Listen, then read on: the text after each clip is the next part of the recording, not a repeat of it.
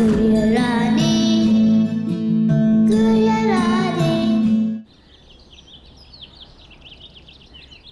बार बार कहाँ गुम हो जाती है माँ? बेटा होगी यहीं कहीं, और वैसे भी अभी कोई खतरे की बात तो है नहीं, उनकी याददाश्त तो वापस आ गई है ना? हाँ पर है कहाँ? राशि कहाँ है? चली गई। हमारा मतलब है कि संगीत सम्मेलन में गाने गई है।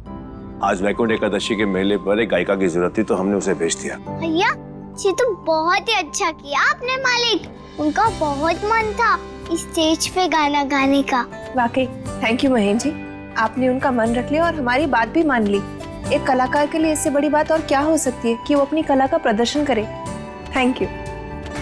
लेकिन वो गई कैसे? आपने उन्हें अकेले क्यों भेजा? तो आप क्या चाहती हैं कि हम हर वक्त उसके साथ रहें? नहीं, ड्राइवर है हमारा उसके साथ, तो हमारे लोग भी है वहाँ पर जो ख्याल रखेंगे उसका वहाँ पर। ठीक है, हम आते हैं।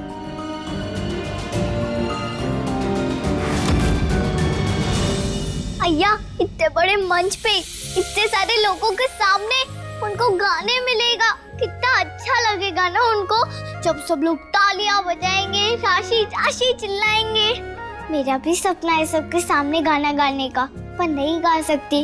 वचन दिया है ना मैंने, मैं भी जाती हूँ उनका गाना सुनने के लिए। व्रत भी रखा है ना एकादशी का, तो मेले में जाके झांकी के दर्शन भी कर लूंगी और उनका गाना भी सुन लूंगी। रुको, कहाँ जा रही हो तुम? मेले में हमारा काम कौन करेगा?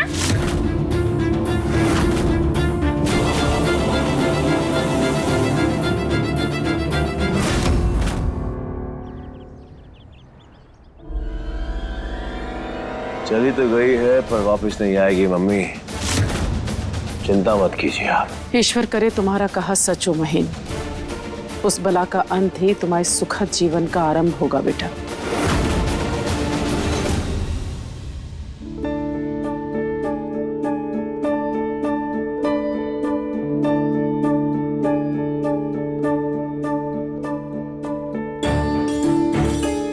धमकियां ही काम करती हैं महीन पे।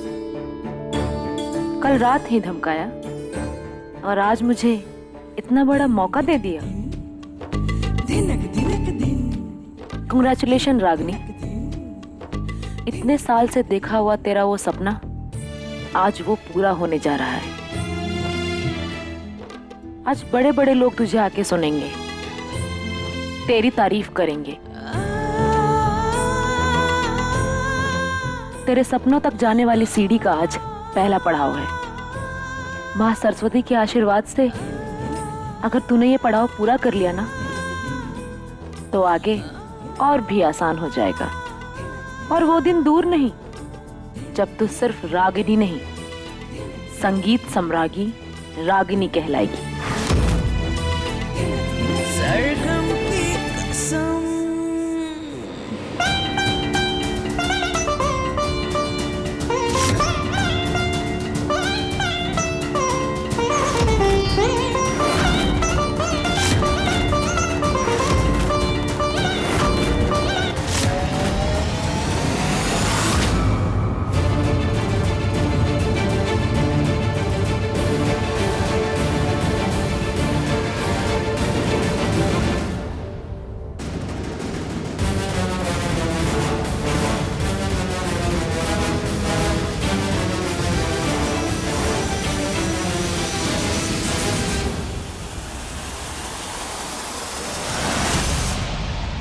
भैया फोटो कहाँ रखूं? कमरे में तो नहीं रख सकती क्योंकि वहाँ तो राशि आंटी है ना।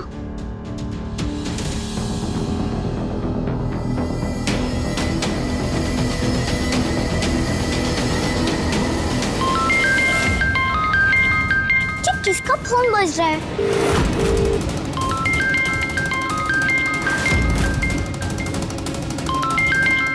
जमीन पे किसका फोन पड़ा है?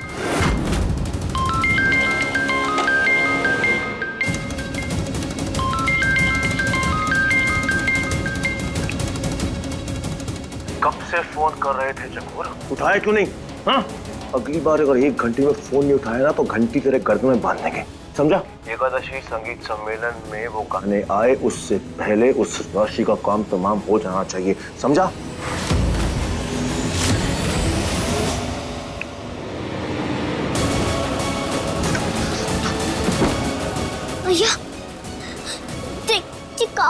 राशि आंटी से, क्या गड़बड़ हो गई, क्या गलती हो गई? पापा राशि आंटी के बारे में ऐसे क्यों बोल रहे थे?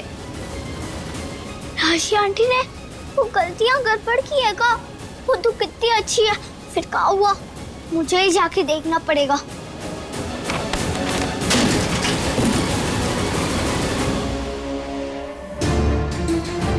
फिर से कट कर दिया।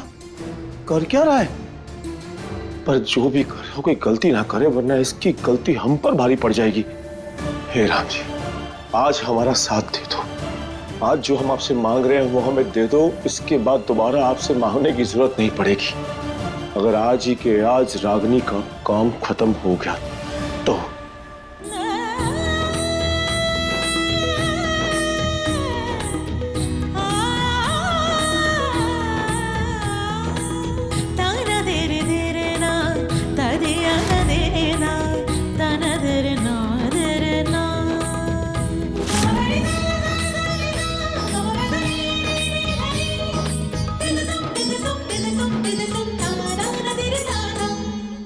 शेषनाग का कांटा पानी भी नहीं मांगता, सीधा निकल लेता है। इतना जहरीला होता है इसका विष।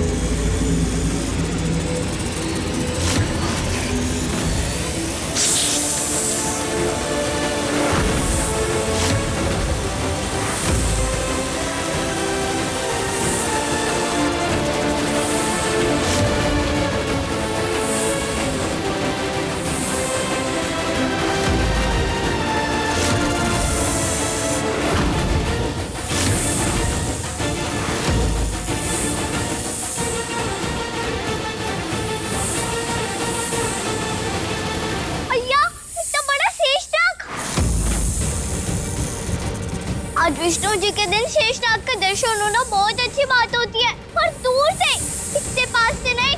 चित्तू आंटी को डस लेगा। क्या करूं राम जी, कैसे बचाऊं आंटी को?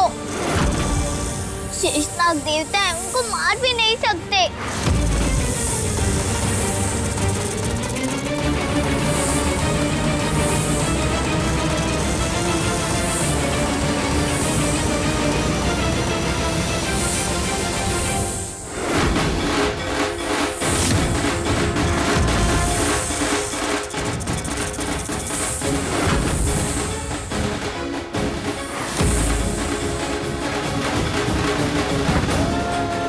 भगवते वासुदेवाय, ओम नमो भगवते वासुदेवाय, ओम नमो भगवते वासुदेवाय, ओम नमो भगवते वासुदेवाय, ओम नमो भगवते वासुदेवाय, ओम नमो भगवते वासुदेवाय, ओम नमो भगवते वासुदेवाय, ओम नमो भगवते वासुदेवाय, ओम नमो भगवते वासुदेवाय।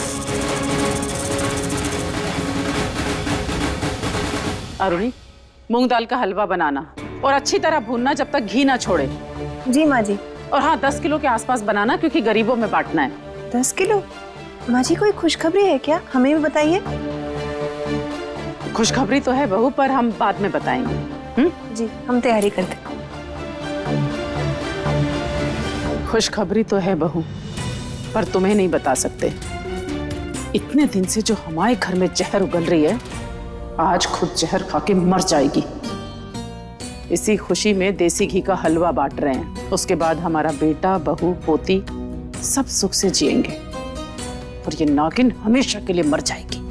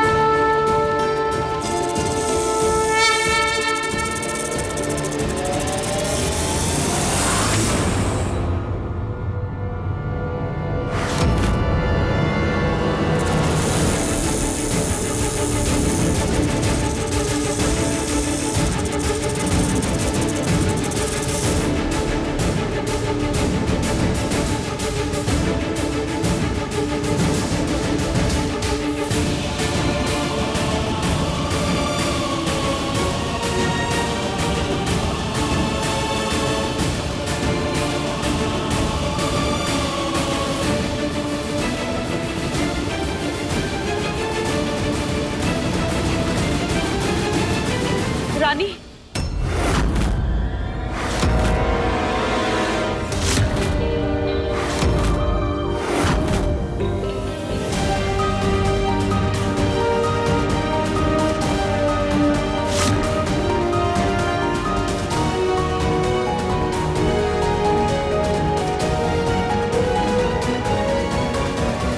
भगवान ने तेरी सुन ली बेटा। शेषनाग महाराज चले गए, अब आप डरो मत। बापू कहते हैं अगर विष्णु जी को सच्चे मन से याद करो तो वो आपकी बात सुन ही लेते हैं। दूसरे के लिए कुछ भी मांगती हो वो हमेशा सुन लेते हैं, खुद के लिए जो मांग रही हो वो कब सुनेंगे पता नहीं। अब ठीक हो ना? थैंक यू सो मच, तुमने मेरी जान बचा ली। थैंक यू मुझे नहीं, विष्णु जी को बोलिए, उनके मंत्र ने ही आपकी जान बचाई है। नहीं बेटा, मेरी जान तुमने बचाई है। बहुत बड़ा एहसान किया तुमने मेरे ऊपर। बताओ मैं तुम्हें क्या दे सकती हूँ? आशीर्वाद कि भगवान जी मेरी बात पे सुन ले। भगवान विष्णु तुम्हारी सारी मनोकामना पूरी करे। आपको पता है मुझे उनसे क्या चाहिए? क्या?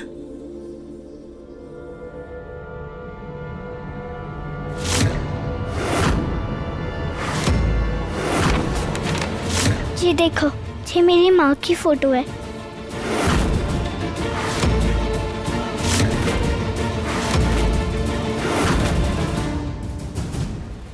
पापा ने दी थी मुझे, अभी तक किसी दूसरे को नहीं दिखाई। आपसे तो रिश्ता ही ऐसा है इसलिए आपको दिखा रही हूँ। आपसे कुछ तो रिश्ता जैसा है, तभी तो आप मुझे बहुत अपनी अपनी सी लगती हो। और मुझे पता है कि आप किसी को कुछ नहीं बताओगी। जैसे आप मुझे अचानक मिल गई ना, वैसे ही शायद मुझे मेरी माँ भी मिल जाए।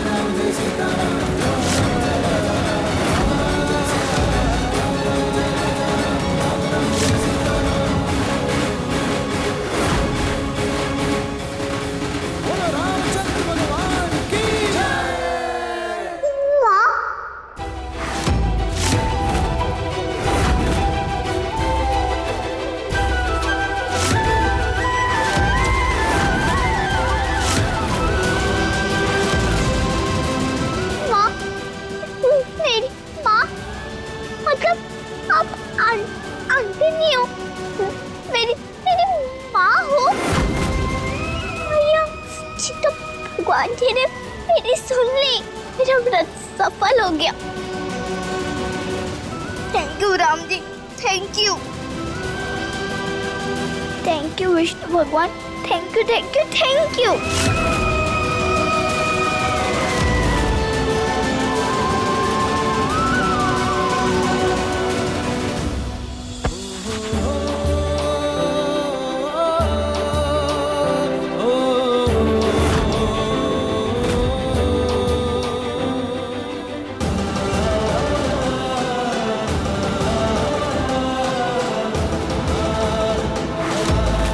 आपने मुझे बताया क्यों नहीं? मैं तो कब से आपको ढूंढ रही थी, पता ही नहीं था कि आप हो।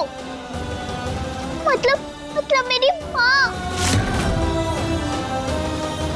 मेरी माँ मेरी आंखों के सामने ही है। ऐसा ही हुआ था, पापा गए टाइम। मैं पूरी दुनिया में मेरे पापा को ढूंढ रही थी, पर वो भी मेरी आंखों के सामने ही थे, पर मुझे पता ही नहीं था। अरे आपको तो पता होगा ना मैं आपकी बेटी हूँ, तो फिर आपने क्यों नहीं ढूंढा मुझे? इतने दिन से आप हमारे घर पे हो, आपने कुछ कहा क्यों नहीं? भैया मैं भी कैसी पागल हूँ, ऐसे कहती ना, आपने तो कभी मुझे देखा ही नहीं, तो पहचानती कैसे? लेकिन पापा को तो देखा था ना, और उन्होंने भी आपको देखा। फोटो भी उन्होंने नहीं दी थी, तो उन्होंने क्यों नहीं बताया मुझे? पहचाना नहीं क्या उन्होंने भी आपको? बताओ ना माँ, आप दोनों ने एक दूसरे को पहचाना नहीं का? हाँ वो क्या है ना, मतलब मैं तुम्हें बताना। पापा के जैसे आप भी मुझसे सच छुपाना चाहती थी क्या?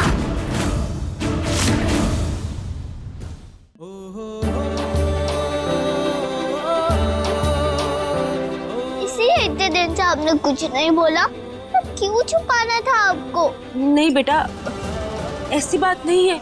मतलब आपको तो मैंने कितनी बार बोला ना कि मैं अपनी माँ को ढूंढ रही हूँ, दूसरे किसी को बोलती भी नहीं।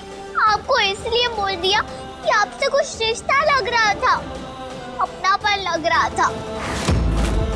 आप समझ में आया कि ऐसा क्यों लग रहा था? आप ही मेरी सगी मम्मी हो इसलिए।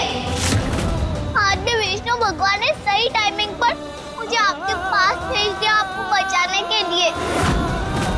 मैंने तो आपको सब सच्ची सच्ची बोल दिया, पर आपने क्यों नहीं बोला? पापा ने भी नहीं बोला, क्यों? क्या कसूर था मेरा? क्या कसूर था? बोलो ना, क्या कसूर था मेरा? क्या गलती की थी मैंने जो आपने मुझे ऐसे छोड़ दिया? क्यों? बोलो ना माँ। नहीं बेटा, तुम्हारा कोई कसूर नहीं है, तुम्हारी कोई गलती नहीं है बेटा। हम मजबूर थे, मैं और तुम्हारे पापा, हम दोनों ही मजबूर थे। और उन्हीं परी की वजह से हमने इतने साल तक छुपाया।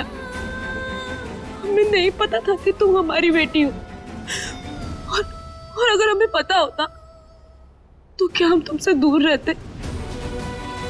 जिस बेटी को देखने के लिए मेरी आंखें तरस गई थी, जिसे गले लगाने के लिए मेरी बाहें तरस गई थी, क्या मैं उससे दूर रहती?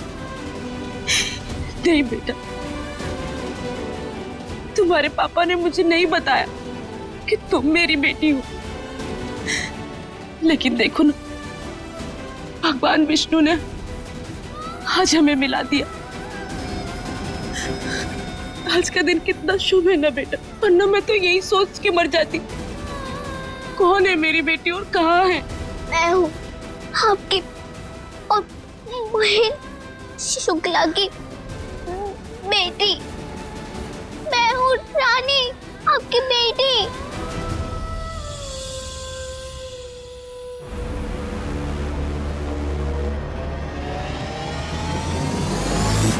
मुझे पता है आप दोनों को हमारी रानी माँ के लिए चुप रहना पड़ा था, लेकिन पापा ने आपको क्यों नहीं बताया कि मैं आपकी बेटी हूँ? आपने मुझे क्यों नहीं बताया कि आप मेरी माँ हो? सबके सामने नहीं, पर अकेले में तो बता सकती थी ना। नहीं बता पाए होंगे बेटा, हिम्मत नहीं पड़ी होगी। उनके लिए भी तो आसान नहीं था ना। एकादशी संगीत सम्मेलन में वो गाने आए उससे पहले उस राशि का काम तमाम हो जाना चाहिए, समझा? कहीं पापा फिर से तो गड़बड़ करने की नहीं सोच रहे? मुझे लगा था वो बदल गए हैं और वो फिर से पहले जैसे होते जा रहे हैं। आज भी मैंने उनको क्या आज भी मैंने उनको बेटा? आज भी मैंने उनको फोन पे बात करते हुए सुना था। आपके बारे में ही था, चकोर भैया को कुछ तो काम तमाम करने जैसा बोल रहे थे।